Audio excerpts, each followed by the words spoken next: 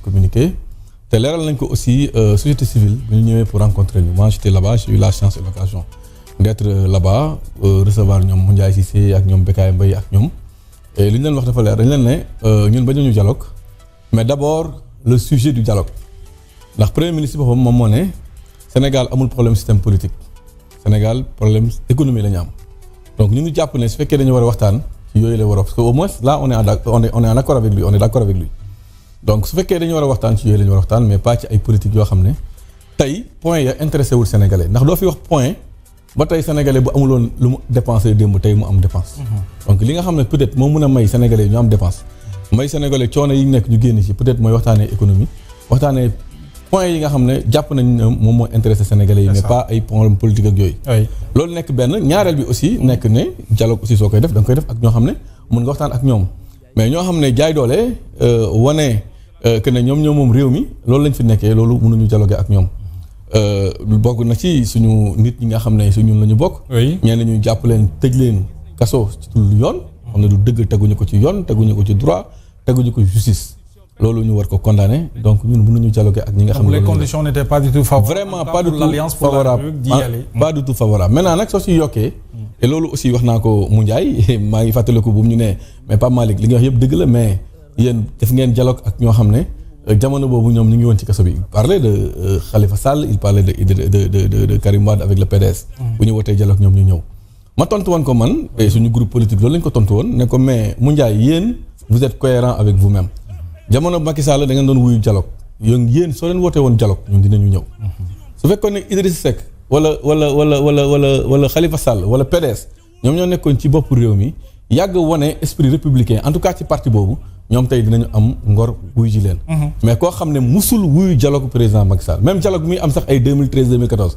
nga xam ne parti bi sax amagul woon doole ñoom ñi fi nekk tey jamono boobu sax dañoo refusé woon dialogue donc ñooñu ñàkk dialogue dafa nekk seen ADN du ñu bàyyi ba ñëw ci réew mi nag ne dañuy dialogue ñu leen di wuyu. Sauf que vous êtes des républicains monsieur le ministre. waaw mais la république il faut en parler avec des républicains. Tu ne peux pas parler de république avec des gens qui manifestement sont des anti-républicains man personnellement tant que dégguma ñoom ñii ñu regretter tout ce qu'ils avaient fait quand ils étaient dans l'opposition moi damay jàpp ne ay bukki yu sangoo dérubé lañ rek mais seen ADN li fa nekk dialogue bokk ci lépp lu république wane bokk ci man loolu mooy sama opinion mooy sama position. APR demul c'est vrai que ne yéen a ngi woon ci contre dialogue bi daan ci ñëw ci contre dialogue boobu mais dañu gis ci dialogue bi le président Diomaye woote des membres de l'APR de l'Alliance pour la République qu'est-ce qui explique cela parce que au moment où ñuy dialoguer sénégalais yi comprendre ñu oui lu tax APR demul ba pare on voit les Abdoulaye Seydou Sow on voit les Abdoulaye Daouda Diallo te ñooñu ku leen xam leen ci biir Alliance pour la République lan nga expliquer loolu pour sénégalais yi comprendre. waaw d'abord damay réitérer encore une fois la position de l'APR qui est une position claire nette précise dégg naa sax kenn ala ñenn ñi naan woy président pare woon na pour def dialogue bu ñu demee ba ci digg bi ñu jàpp goroom wala ñu jàpp ay doomam wala bëgg a jàpp doomam moo tax président Macky Sall musul d'accord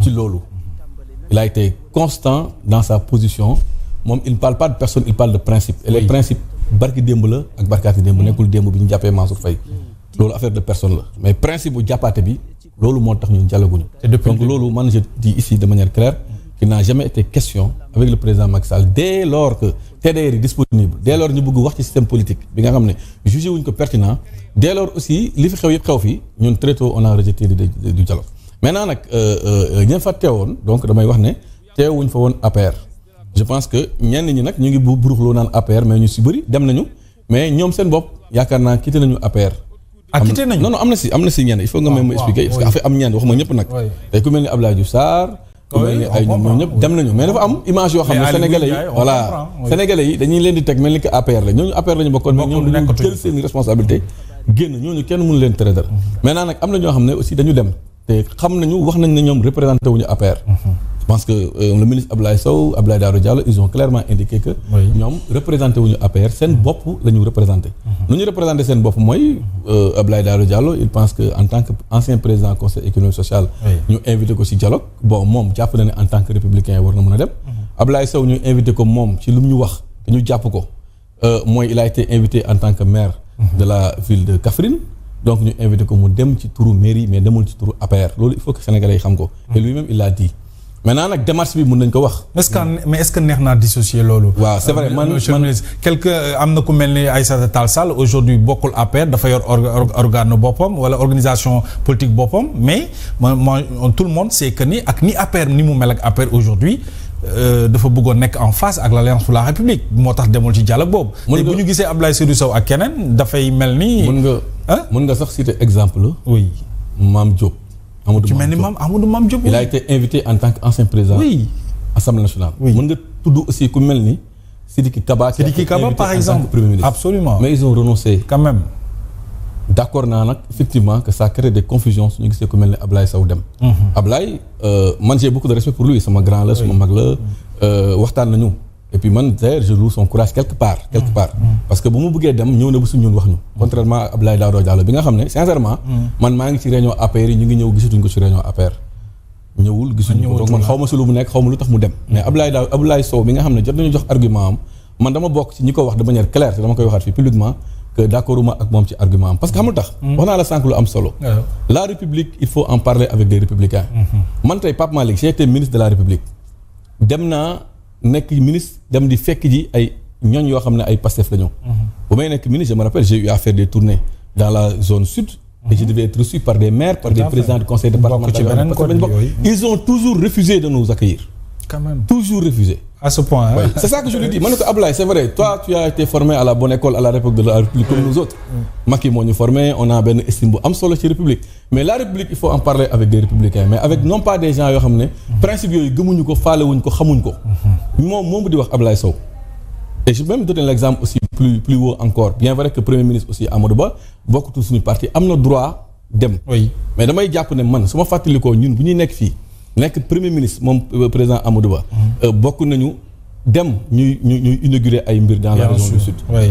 Devant être accueilli par des maires de Pastef wala par des présidents du conseil départemental de Pastef. On n'a jamais été accueilli par ces autorités-là. duñ doon ñëw faalewuñ ñu resuñu. Quand même. Ça daf fi xew démb daf fi nekk parce que démb daf fi nekk. duñu accueillir duñu faale dañu doon envoyé ay 3e adjoint au maire 4e adjoint 5e adjoint au maire lu may wax c'est du passé récent. yàggul voilà donc man ñu mel noonu. tey soo bëggee ñëw waxoon nag ay fayantoo parce que fayantoo bokkul. République aussi xamul fayantoo je suis parfaitement d'accord avec ça. mais on doit se rappeler toujours de ces faits-là. pour au moins ñu wax leen ne leen li ngeen fi nekkee woon ñoom. donc man Ablaye je lui dis ma ne ko Ablaye c'est vrai ton principe il est assez clair non seulement on risque de créer des confusions aux yeux des Sénégalais mais encore une fois la République il faut en parler avec. mais le président de la République est cohérent ci démarche am parce que Abdoulaye Seydou Sow woo na ko bu ñu déggee ay kàddu mu ne ko on ne peut pas dialoguer avec des gens yi nga xam ne dañuy jàpp suñu ay ñooñ di leen tëj ci biir kaso bi. et Abdoulaye Seydou Sow l'a répété. Oui. Est-ce que quelque part aujourd'hui kon dem ci dialogue bi nga xam ne le président wax na la même sa position est-ce que du créer confusion. comme non ça crée une confusion bien vrai que moom argument bi mu wax ne moo tax mu dem muy en tant que maire de la ville de Kaffrine. argument bu ñu ko mën a nangul la. waaye nag man jàpp naa ne waroon na ci boole ñaar. bu njëkk bi mooy mu xam aussi principe bu parti. Oui. parce que tamit même soo nekkee maire aussi mais il a été investi par l'APR aussi quoi comme dire en tant que maire de l'APR. ensuite aussi mooy li ma la rappelé lépp dafay am fu ñu jaar ak ñii ci wàllu république.